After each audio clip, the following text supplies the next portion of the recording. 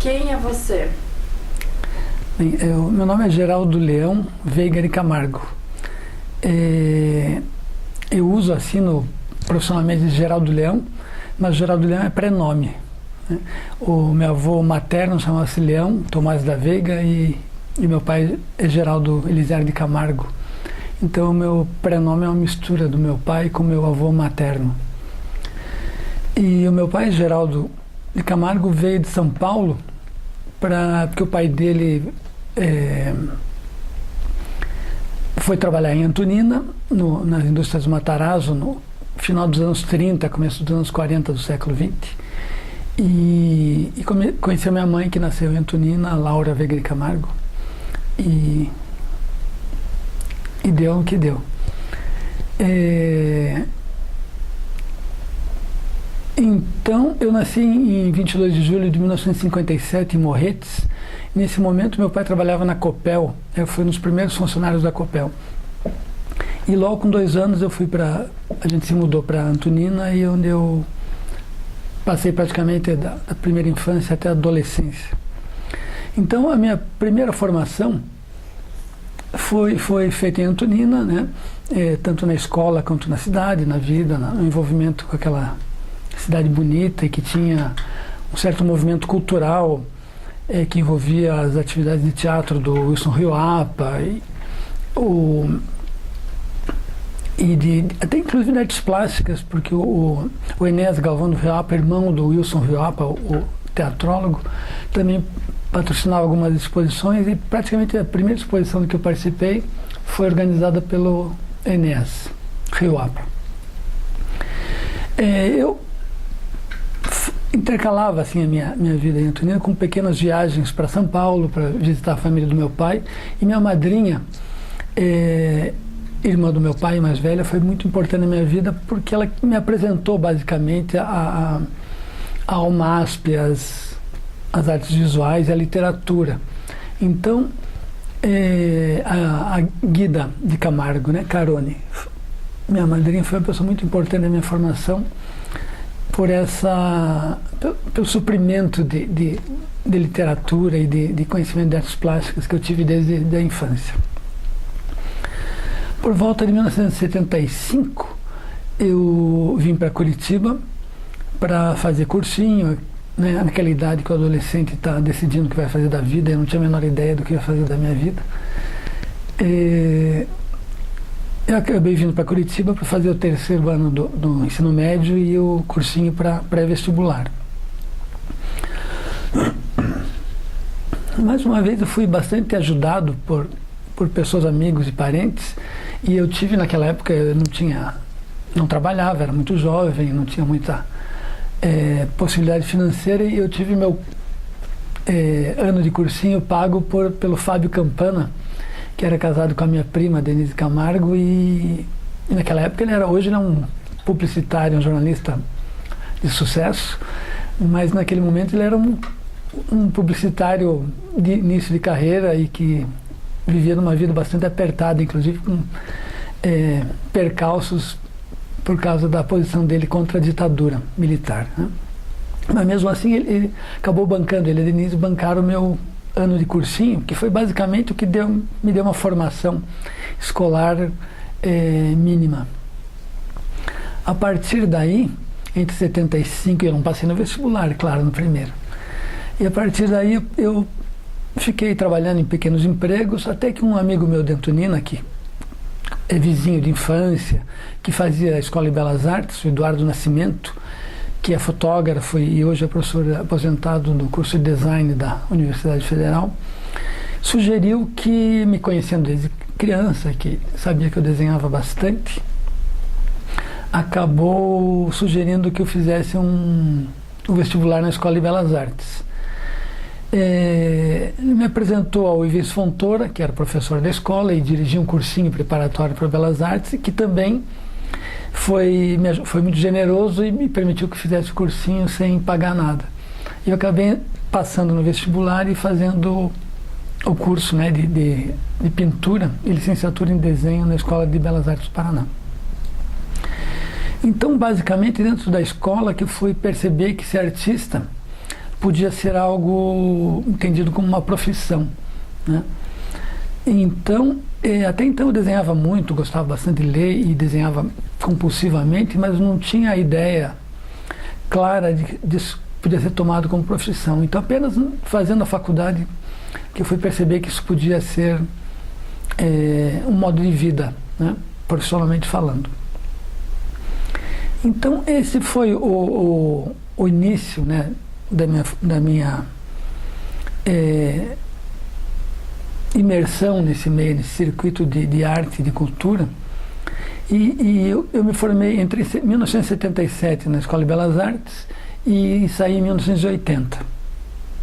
Daí trabalhei uns 2 ou 3 anos. Eu tive uma passagem durante o período de escola no Diário do Paraná, que era um jornal que já tinha sido muito importante, né, e que nesse momento estava meio acabando, assim, definhando e se encaminhando para o final. Mas eu tive uma certa atuação na área de diagramação, de ilustração e o contato com jornalistas e frequentadores da redação acabou sendo bastante importante para a minha formação, inclusive pelas amizades que eu comecei a construir naquele momento.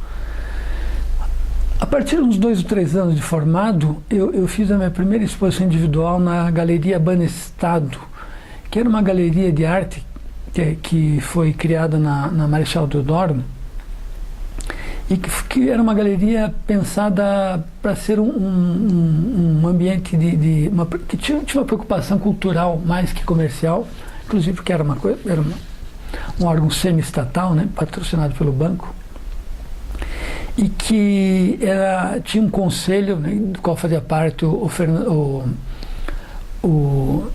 Eduardo Virmon, o Carlos Eduardo Zimmermann, a Marilu, eu não lembro o nome dela, que é jornalista, o sobrenome dela, que é jornalista, e alguns intelectuais ou pessoas do campo artístico de Curitiba. Eu era muito jovem, eu estava produzindo bastante em casa, tudo, mas ainda não tinha feito nenhuma exposição individual.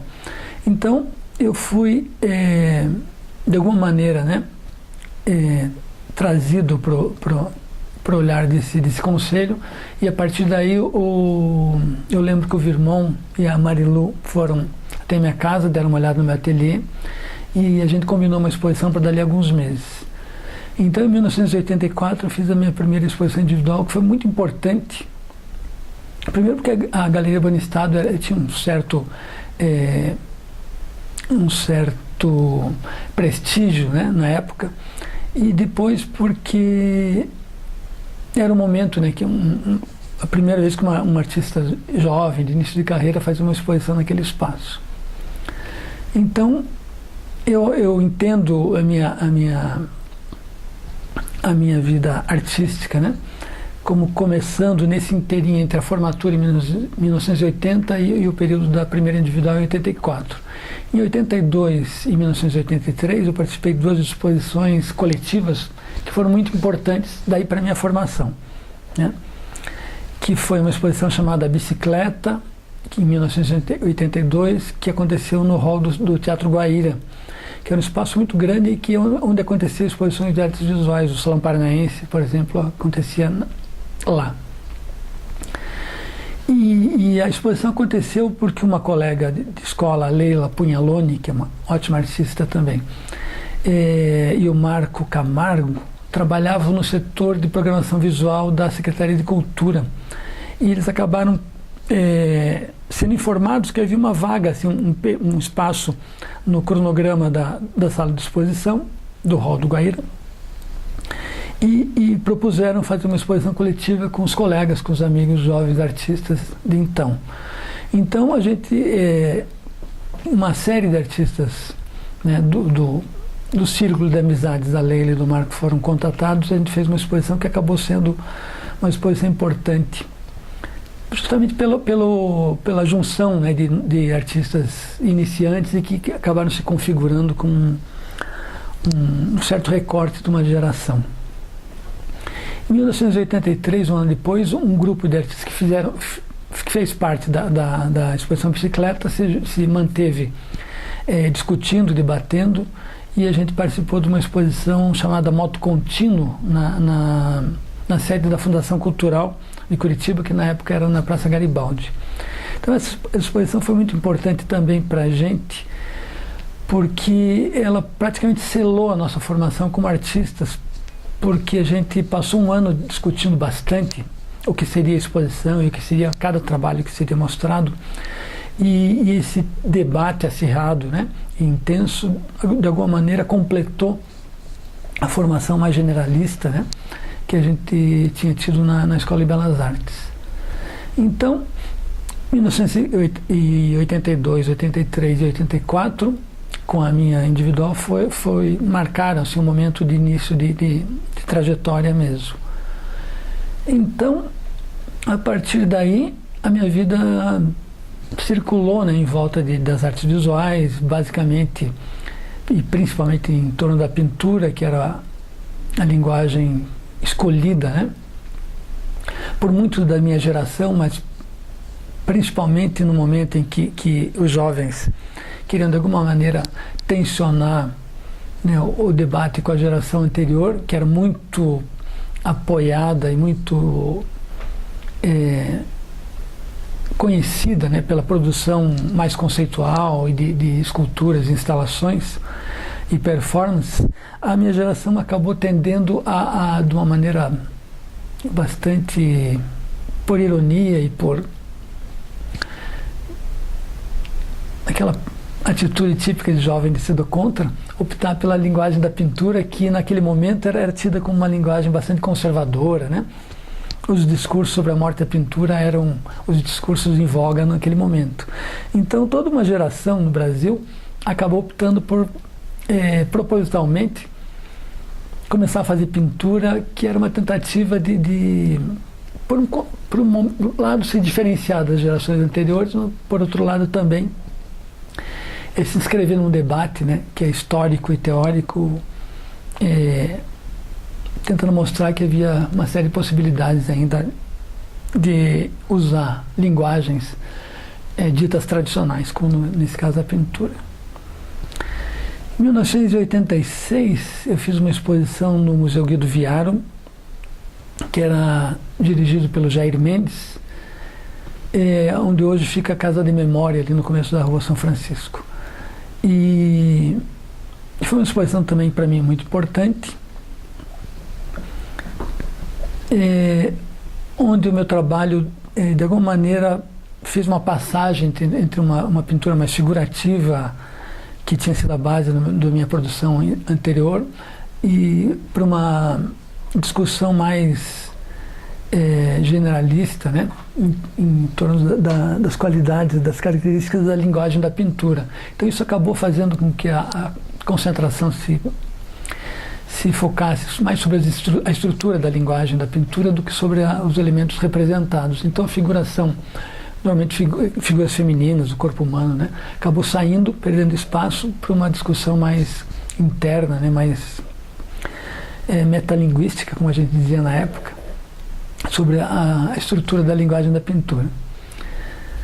Em 1988 eu fiz uma exposição numa galeria chamada Arte Correia, ali no comecinho da Jaime Reis, e a partir daí, em 92, eu fiz uma exposição dividida entre o Museu de Arte de Curitiba, o MUMA, né, o Museu do Portão, e a Galeria Casa da Imagem, que era uma galeria que estava iniciando há pouco tempo. Então, essa exposição foi bem importante, que para mim foi o momento em que eu, pela primeira vez, percebi, ou então comecei a achar que o meu trabalho já tinha uma certa maturidade técnica, conceitual, né, profissional, e que a partir daquele momento a conversa estava ficando mais séria. Isso pode ser um auto-engano, talvez a gente lida com isso a vida inteira, né? Mas para mim, pessoalmente, como artista, aquele momento foi um momento fundamental de entrada na maturidade, né? Paralelamente ao desenvolvimento desses trabalhos, eu comecei no final dos anos 80 e começo dos 90 a ministrar alguns cursos, fazer algumas palestras que era, por um lado, uma maneira de ganhar um pouco de dinheiro também, e ao mesmo tempo equilibrar essa vida mais individualista, mais fechada em ateliê, né, que acaba sendo uma obrigação do nosso trabalho. Então, é um modo de sociabilizar um pouco, né, de trocar ideia, de apresentar uma visão de mundo de outra maneira, que não fosse só a pintura, e ao mesmo tempo ter um feedback mais direto de outras pessoas, passou a ser fazer esses cursos. E eu passei muito tempo dividindo minha atenção entre o trabalho de ateliê de pintura e os cursos e palestras que eu dava. Só em 1997 que eu, convidado, né, lembrado por uns amigos, inclusive pelo Eduardo Nascimento, que já nesse momento era professor do curso de design da Federal, é que havia um concurso no Departamento de Artes. Eu acabei fazendo aos 40 anos um concurso na Universidade Federal e acabei sendo aprovado em segundo lugar e logo abriu uma vaga, uma segunda vaga, e eu fui chamado para ser professor. Até aquele momento, a única certeza que eu tinha, quer dizer, quando me formei em 1980, a única certeza que eu tinha é que eu nunca seria professor, nunca daria aula na vida. E alguns anos depois eu tive que perceber que isso da aula estava se tornando uma atividade muito importante para mim. Não só porque equilibrava o orçamento, mas principalmente que botava em prática as ideias que a gente tem quando está sozinho no ateliê, né? Então, uma coisa é a gente um artista ser dono das suas ideias, né, e transformar essas ideias numa imagem, num objeto, numa pintura, numa escultura, em que só ele tem o poder de decisão. E outra coisa é se testar essas ideias com o público que tem a possibilidade de discordar de você, de se contrapor. Então, eu acho que o período que eu comecei a lecionar foi o momento em que as minhas ideias realmente começaram a ser postas à prova, né, e firmadas. Então, em 97, quando eu comecei a dar aula na Federal, eu já tinha essa percepção, né, de como como a gente aprende quando começa a dar aula. Então, a partir desse momento, e inclusive por eu estar iniciando já com uma certa idade, né, e não ter tido uma formação acadêmica, né, anterior, eu tive que aprender a dar aula formalmente, eu tive que complementar a minha formação, né? E daí eu procurei o Departamento de História da Federal mesmo, onde eu fiz o meu mestrado, que era basicamente sobre a arte política, né? Eu, como artista, sempre tive preocupações muito grandes, e via isso nos meus colegas, de entender como se formou o campo no qual eu atuava, né? A gente tinha historiadores da arte, a Dalice Araújo, né, que tinham, estudavam, escreviam sobre o meio, mas havia muito pouca discussão pesquisada mesmo, né, tirando provavelmente os trabalhos da Dalice, muito pouca coisa a mais, sobre a formação do campo artístico e cultural do Paraná mesmo. Então, o meu tema de mestrado foi a introdução da arte abstrata no Paraná, né? A gente sabe que a pintura abstrata teve início no começo, na primeira década do século XX, e ela entrou com força oficialmente no Paraná em 1960, quer dizer, 50 anos depois. Isso para um jovem artista, né, e para um artista que começava a amadurecer, era uma curiosidade muito interessante, e acabou sendo o tema do meu mestrado. Eu, a partir daí, me encantei pela pesquisa histórica também e comecei a perceber que esse ambiente que possibilitou a introdução, né, e a fixação da possibilidade de se fazer pintura figurativa num meio artístico, de certa forma bastante conservador, tinha uma história que ia mais longe. Então, no meu doutorado, eu fui mais para trás, historicamente falando, né, e procurei estudar como se formou mesmo o campo artístico do Paraná, junto com a formação do próprio Paraná, né, que tinha se emancipado de São Paulo há pouco tempo.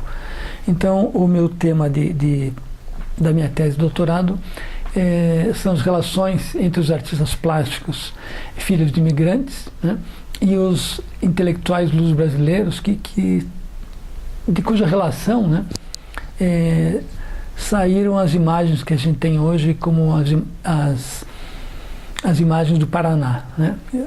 Eu estudei a formação do paranismo baseado basicamente nessa ideia de que isso foi construído a partir da contribuição visual, né, de artistas de origem estrangeira, quase sempre pobres, né, vindo de famílias operárias, e teóricos, né, e intelectuais de origem luso-brasileira, quase sempre oriundos das famílias tradicionais paranaenses.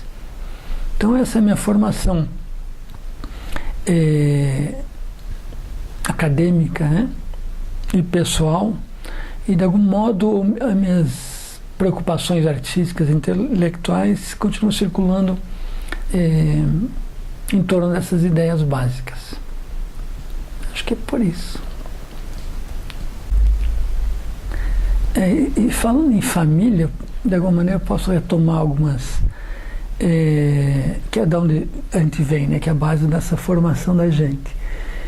O meu pai, ele veio jovem de São Paulo para Antonina, mas isso quer dizer nos anos 40, né, no século XX. Mas ele teve essa formação básica numa grande cidade, na maior cidade do Brasil, uma boa formação. E as irmãs, né, e a família dele, e a irmã dele mais velha, que é minha madrinha, que de certo modo tinha uma certa ascendência sobre ele, era porque quando meus avós paternos vieram para Antonina, meu pai e uma parte boa da família ficaram em São Paulo. Então as irmãs mais velhas acabaram cuidando dos irmãos mais jovens, né? E essa minha tia, que era 10 anos mais velha que meu pai, a Guida Camargo Carone, Guida Camargo, né, mais tarde Carone, ficou de certo modo responsável, né, emocional e intelectualmente responsável por ele. E acabou estendendo essa relação, esse vínculo familiar comigo também. E desde muito criança eu tinha uma relação muito forte com ela. E essa minha madrinha era uma pessoa era uma intelectual, ela gostava de ler muito e frequentava exposições. Então ela, desde muito criança, eu lembro de chegar livros, né, mandados por ela para, de alguma maneira, colaborar na minha formação. Então, e a gente viajava para São Paulo e ela me levava no MASP. Eu lembro, muito criança, né, tendo aulas sobre como funcionava a cor no Rembrandt, como a coleção do MASP tinha sido construída, e assim vai.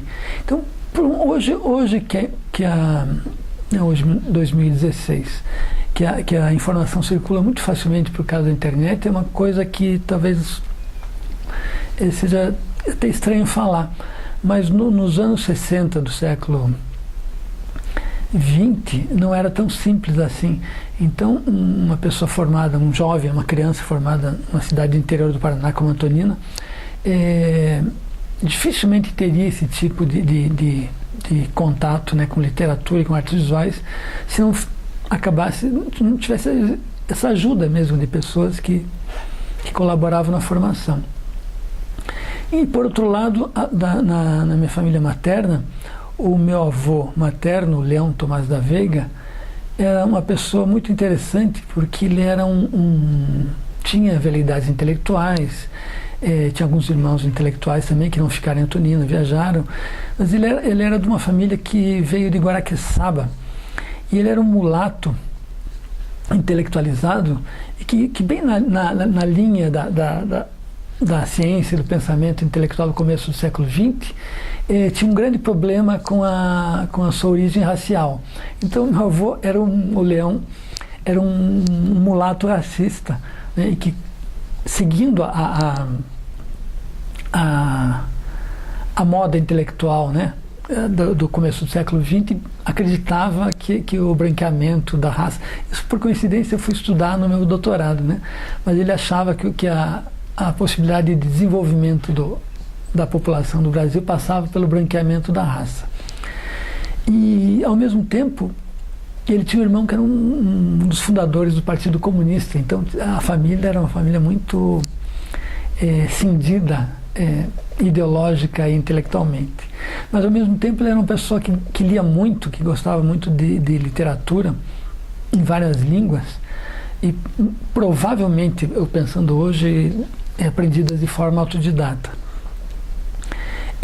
Então, eu desde criança também frequentava a biblioteca dele e acabava lendo tudo que me passava pela mão, né? Que é de coleções das seleções do Reader Digest até romances de cavalaria, essas coisas todas. Então, a minha formação de infância teve essa mistura toda, né?